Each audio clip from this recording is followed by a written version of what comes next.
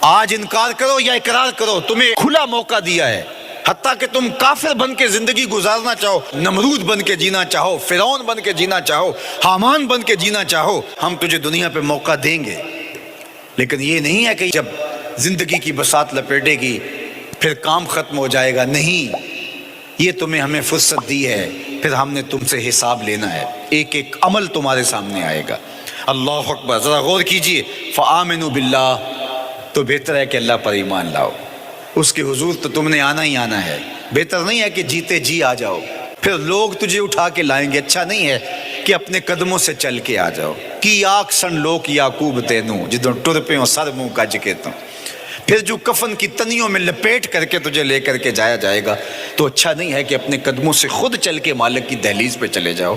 ایک حدیث میں آتا ہے کہ اللہ بندے کو اپنے سامنے سے ہٹنے نہیں دے گا جب تک اس سے 4 سوال نہیں کر لے گا۔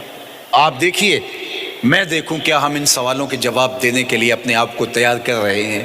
پہلی چیز، اللہ پوچھے گا عمر کہاں گزاری۔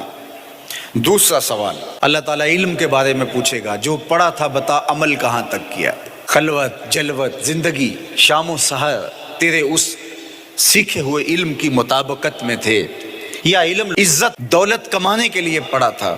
تیسری بات، اللہ پوچھے گا مال کمایا کیسے، اور مجھے بتا مال خرچ کہاں کیا۔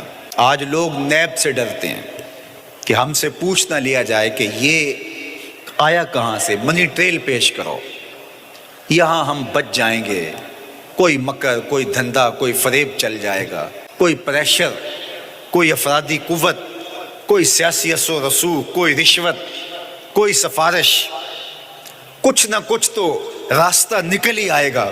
اور آج کی دنیا میں صرف یہی پوچھا جاتا ہے کمایا کہاں سے، یہ نہیں پوچھا جاتا خرچ کہاں کیا، جیسے چاہو خرچ کرو، لیکن وہاں سوال ہوگا وَفِيمَا أَنفَقَهُ، خرچ کہاں کیا، یہ سوال بھی کیا جائے گا۔ وَعَنْ جِسْمِهِ فِيمَا أَبْلَاهُ، اور جسم کے بارے میں پوچھا جائے گا، اس جسم کو دی ہوئی توانائیوں کو خرچ کہاں کیا۔ بعض روایت میں عن شبابہ فیما ابلاہ، جوانی کے بارے میں پوچھا جائے گا، تیری جوانی کے خوبصورت دن کہاں گزرے، مجنوں بن کے چوکوں میں کھڑا تو نہیں رہا، پارکوں کے گرد پروانوں کی طرح گھومتا تو نہیں رہا، تیری نظر بدکاریاں تو نہیں کرتی رہی، اپنی خواہشات کا غلام بن کے زندگی تو نہیں گزاری، تیری ساری ساری رات 4 انچ کی سکرین کے اوپر بدکاریاں کرتے بسر تو نہیں ہوئی۔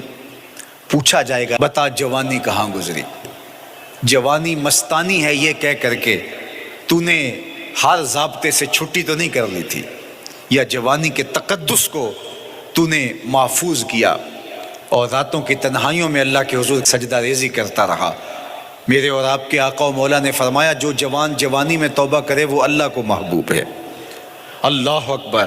اور اللہ جن 7 لوگوں پر اپنے عرش کا سایہ کرے گا ان میں سے ایک شخص کا ذکر کرتے ہوئے فرمایا وَشَابٌ نَشَأَ فِي عِبَادَةِ اللَّهِ، وہ جوان جس کی جوانی اللہ کی عبادت میں گزری، قیامت کے دن جب کوئی سایہ نہیں ہوگا اللہ اسے اپنے عرش کا ٹھنڈا سایہ عطا فرمائے گا۔ میرے مخاطبین جو اس وقت میرے سامنے موجود ہیں بالمشافہ، اور پوری دنیا کے اندر جو اس وقت مجھے دیکھ رہے ہیں، ان میں زیادہ تر تعداد نوجوانوں کی ہے، تو میں آپ سب سے مخاطب ہوں اور آپ کو کہتا ہوں کہ یہ جوانی دوبارہ نہیں ملنی۔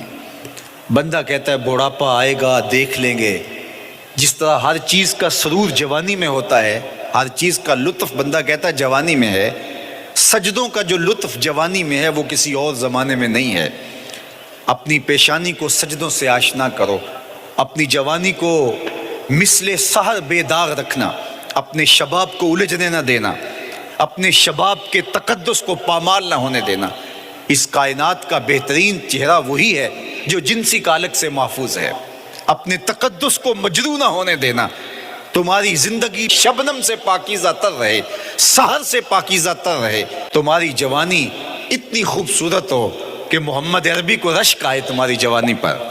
اپنی جوانی کو آوارگی میں بسر نہ کرنا، اپنی اس جوانی کو دین کے لیے وقف کرنا۔